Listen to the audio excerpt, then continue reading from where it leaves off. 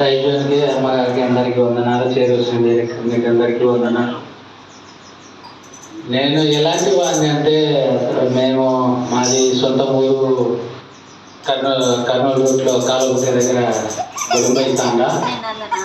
మేము ఎలాంటి వాళ్ళంటే ప్రతి సంవత్సరము అసలు దేవుడు ఎలాంటి వాడు, దేవుడు ఏమనేది కూడా మాకు అసలు తెలియదు. మేము అసలు చర్చి అంటేనే అసలు దానికి ఎవరు మాతుగా మాలల వాళ్ళ దేవుడు మనకేమి సంబంధము అన్నీ కూడా అలాంటి ఇంట్లో ఉండేవాళ్ళము. ప్రతి సంవత్సరము దసరా పండుగ వస్తే తిరుపతిలో ఉండేవాళ్ళం మేము. దసరా సమయంలో ప్రతి సంవత్సరము తిరుపతిలో ఉండేవాళ్ళము.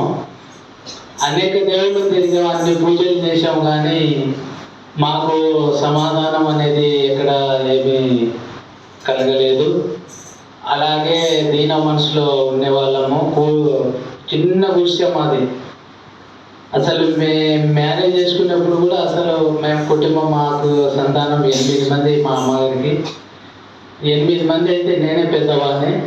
అందరికీ అందరికీ చేయాలన్నా కూడా అసలు తిండి కూడా లేకుండా ఒక పూట ఉపవాసం కూడా ఉండేవాళ్ళము. అలాంటి దీన మనసులో కూలి గుడిసెలో ఉండి ఇక్కడ మా అన్న నంద్యాలలో ఉండేవాడు. నంద్యాలలో ఉన్నప్పుడు అతను మా అబ్బాయి చనిపోయినాడు. ఎలా చనిపోయినాడంటే ఒకరోజు జ్వరం వచ్చింది. ఆ రోజు చూపించుకొని వచ్చినాక ఇంట్లో ఉన్నాము. బాగానే శాంతపూట వాళ్ళ అమ్మతో ఆడుకున్నాడు. ఇంకా బాగున్నాలే, మళ్ళీ ఉదయం హాస్పిటల్లో జాయిన్ చేద్దాంలే, కొంచెం ఆడుకుంటూ ఉన్నాడు. మా అమ్మ దగ్గర కూడా పోయి వచ్చినాడు. ఆడుకుంటూ ఉండి ఇంకా అన్నం తిన్నాము, పండుకుంటేనే రాత్రి 1 గంట అప్పుడు వాళ్ళమ్మ పక్కలోనే చనిపోయినాడు. ఒక్కరోజు జ్వరం వచ్చి చనిపోయినాక ఇంకా రాత్రి నేను మందు తాగేసి పడుకున్నాను. వాళ్ళమ్మ దగ్గర అబ్బాయి పడుకున్నారు. నాకు మేలుకు వచ్చింది. నీళ్ళు తప్పి వచ్చినప్పుడు మేలుకు వచ్చి బాబు చేయి, నేను మా ఇద్దరి మధ్యలో ఉన్నాడు. నా చేయి బాబు మీద పడింది. పడితేనే ఐస్ లెక్క ఉన్నాడు, చల్లగా ఉంది ఒళ్ళంతా. లేచి చూస్తేనే ఏం లేదు, చనిపోయినాడు. ఆ బాత్రూమ్ పోసినాక చనిపోయినాడు. రాత్రి ఇంకా వేర్చిన తర్వాత ఇంకా మా అన్న వాళ్ళు ఉండి వీడు ఉంటే ఇంకా మళ్ళీ మర్చిపోరు, ఇంకా అట్లా వేసుకుంటూ ఉంటారని నంద్యాల రోడ్డుకి వచ్చినాడు. అది ఎప్పుడంటే 2005లో నంద్యాలలో తోలుకు వచ్చినప్పుడు అట్లే చిన్న గుడిసె మాది. వచ్చిన దేవనగర్లో ఉన్నప్పుడు కూడా మా వదిన ఉన్నది.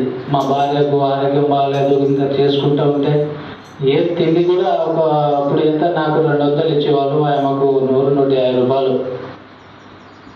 2005-6లో అలా ఇచ్చేటప్పుడు చిన్న గుడిసెలో ఉన్నప్పుడు మా వదిన ఉంది కుమారిని, ఆమె తోలుకొని వచ్చింది.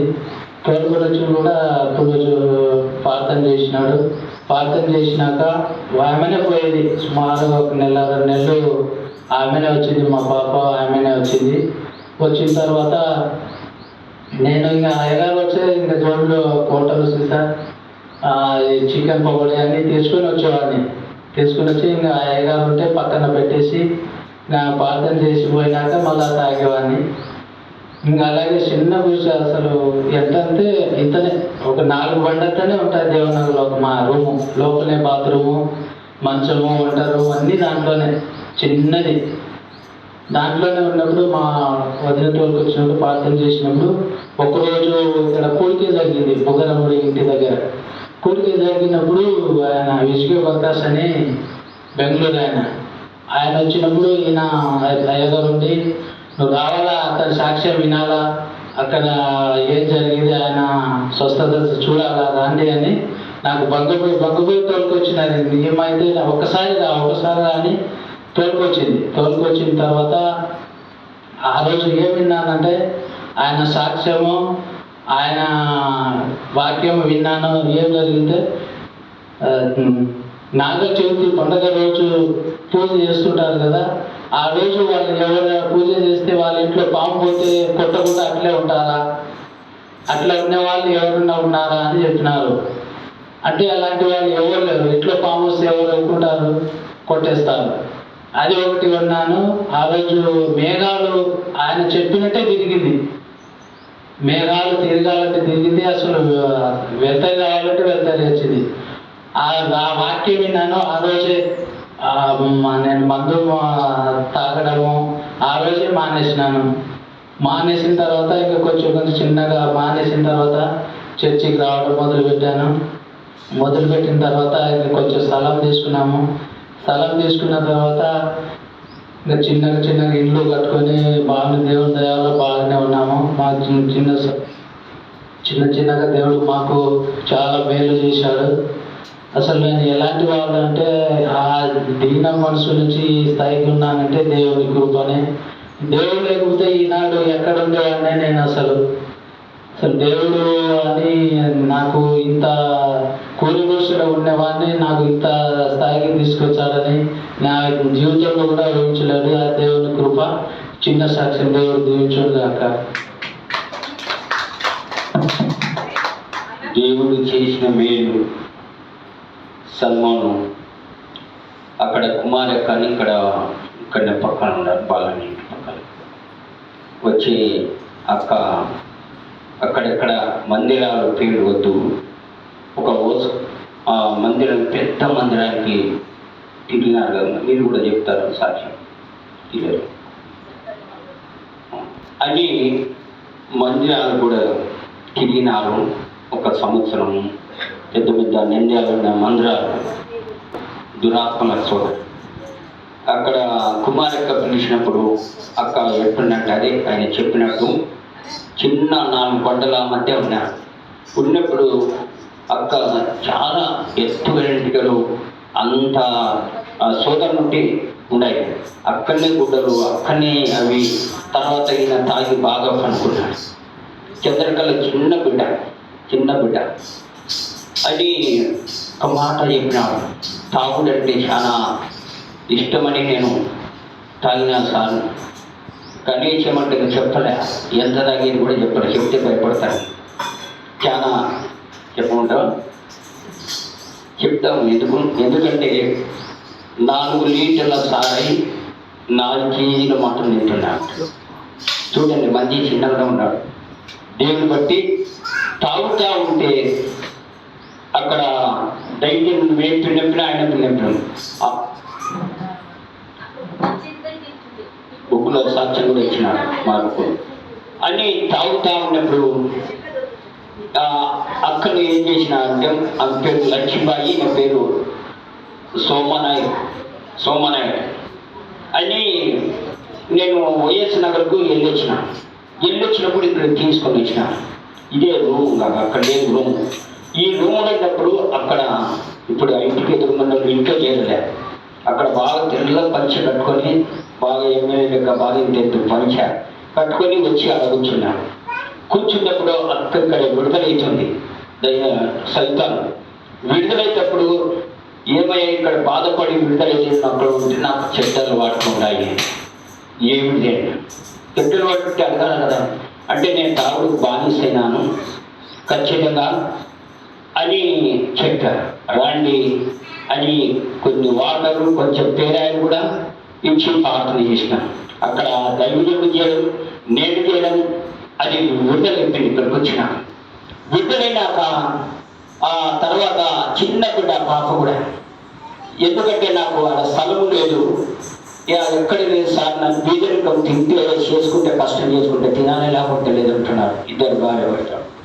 అంటే మీకు ఎక్కడైనా స్థలం ఉంది అంటే నందమూరి నగర్లో స్థలం ఉంది, ఎంత ఉంది, 2.5 సెంటు ఉంది అన్నాడు.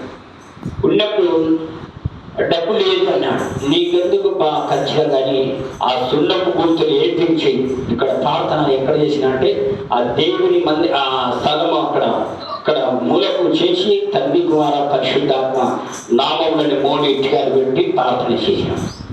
అది అంచెలంచెలుగా ఈయన తాగుడు బిడ్డలేంది, ఆమె సోదర బిడ్డలేంది, బిడ్డ చిన్నగా సరిపడ్డ ఒక నిక్కుతా వస్తుంది. కరెక్ట్గా 9 నెలలు 10 నెలలకు ఇల్లు తయారు చేసిన. చిన్న కంటాలి మంచు దొరకపోయి చేపేయడం, 2 కష్టపడడం, చక్కటి ఇల్లు ఇప్పుడు 3 ఇల్లు కట్టినారు. ఎందుకంటే దేవుడు చేసిన మేలు మర్చిపోకుండా వాళ్ళు సంఘానికి అప్పుడు నుండి ఏ సంఘానికి పోకుండా ఇక్కడికి వస్తున్నారు. వాళ్ళు సుగాల వాళ్ళు ఉండారు అక్కడ సోమనాయకుడు. వాళ్ళు కూడా చాలా ఆలోచన చేసి మనం ఇక్కడ చేసుకుందామంటే లేదు, మేము అక్కడ స్వస్థపడినాం, మేము ఖచ్చితంగా అక్కడ పోతాం, మా జీవిత కాలం అంతా ఇక్కడ గట్టి చెప్పినట్ట అని. సరే నేను ఈయన పేరు బాప్తిస్తం తీసుకుంటామని అన్నారు. బాప్తిస్తం తీసుకొని అన్ని విడుదలైనాయి కదా అంటే సరే ఒప్పుకున్నారు. ఒప్పుకున్నప్పుడు ఆ సోమనాయకు పోయి సల్మాన్ నాయక్ అని పేరు పెట్టిన, బాప్తిస్తం నేను పెట్టినాను. ఆమె లక్ష్మీబాయి పోయి మరియమ్మ అని పేరు పెట్టినాను. ఎందుకంటే అప్పటి నుండి అనేక కొన్ని శోధనలు వచ్చినాయి. శోధనలు వచ్చినప్పుడు కదలకుండా నిలబెడుతున్నారు. ఎన్నో శోధనలు. ఎందుకంటే బాప్తిసం తీసుకుంటూ కొంతమందికి వస్తాయి శోధనలు. వాళ్ళకు కూడా ఇక్కడ పక్కన మందిరంలో ఉంది ఒక తల్లి, వాళ్ళకు కూడా మంచి శోధన వచ్చింది. నింజాల వాళ్ళ 4 తీసుకున్నారు, వాళ్ళకు కూడా ఎక్కువ శోధన వచ్చింది. శోధన రాకపోతే ఇస్పాచి పారిక.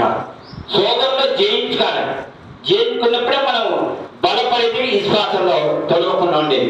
ఎందుకంటే ఇంత కార్యం దేవుడు చేసినాడు. మొన్న కూడా అంకులు తిప్పటికి బిడ్డకు రాలేసేటు, నువ్వు కన్నునికి రావాల ఖచ్చితంగా చేసిన కుడుకగట్ట ఖచ్చితంగా అన్నట్టుగా కన్నునికి షూట్ వచ్చింది. ఖచ్చితంగా కుడుకట్టు మీరు రాలేకపోయినా ఆ రోజు. ఎందుకంటే ఇందుకు కొంతమంది రాలేకపోయినారు. ఎందుకంటే దేవుడు చేసిన మేలు మనిషిపోకుండా ఆయనకు కృతజ్ఞతాస్తుతులు చెల్లించారు. అట్లా బలపడి యేసు పరిశుద్ధుల సంఘంలో ముందే అన్నిటికీ ముందుగుండే చేస్తా ఉన్నారు. వీళ్ళు రాబట్టి ఎన్ని సంవత్సరాలు అయితే 14 సంవత్సరాలు అయితే చూడు. 14 సంవత్సరాలు ఈ మధ్యకు రాబట్టి ఎక్కడ కదలకుండా ఎన్ని శ్రమలున్నా, ఎక్కడ చుట్టాల ఊరికి పోయినా, మ్యారేజ్ పోయినా ఈ ఆరాధనకు ఖచ్చితంగా అటెండ్ అవుతారు. ఒక్క వారం కూడా తప్పకుండా. ఒక్క వారం మేము తప్పిపోయినా ఇన్ని సంవత్సరాలు కాదు, ఒక వారం మేము తప్పిపోయినా ఖచ్చితంగా అటెండ్ అవుతారు. అది దేవుని ప్రేమ పట్టి ముందుకు సాగుతూ ఉన్నారు. వాళ్ళకు కూడా ప్రార్థన చేయడం, ఆ బిడ్డ చంద్రకళ చక్కటి మార్పులలో పాలు చేపించి దేవుడు చక్కటి ఉద్యోగం అనుకరించినట్టు కూడా ప్రార్థన చేస్తాం. తలంచండి, ప్రార్థన చేసుకుంటాం. పరిశుద్ధుడమైన తండ్రి, నీ ప్రతిష్టమైన పాదాలకు స్తోత్రాలు, ఉన్నతమైన పాదాలకు, పరిశుద్ధమైన పాదాలకు స్తోత్రాలు. సుతుడైనా కనికరించే చక్కటి సాక్ష్యం నీ కుమారుడు చెప్పినాడు. ఈ సాక్ష్యం అనేక బిడ్డలు విని ఇంకా ఎరగని బిడ్డలు, దేవుని ఎరగని బిడ్డలు ఇక్కడ ఉండాలేమో తెలుసుకొని నీ సన్నిధికి వచ్చినట్టుగా సాయం చేయడం నీకు స్తోత్రాలు. ఈ చిన్న వాక్యం దేవుడు సాక్ష్యం ఆశీర్వాదించుగాక. ఆమేన్. ప్రార్థన చేసుకుందాం. పరిశుద్ధుడైన తండ్రి, నీ పాదాలకు స్తోత్రాలు. మరియు మన సల్మలు చంద్రకళను దీవించి ఆశీర్వదించు. ముందు ఉన్న కార్యక్రమంతో నీ చిత్తమైతే నీకు మంచి సేవకుడుగా లేపు నైనా, ఆ బిడ్డ కూడా మంచి పాత్రగా లేపు ప్రభు. నీకు స్తోత్రాలు అయ్యా, నీకు వందనాలు, నీకే స్తుతులు. యేసు నామములో ప్రార్థన చేసి అడిగి బతిమాలుకొని పొందున్నాం తండ్రి. ఆమేన్. ఆమేన్.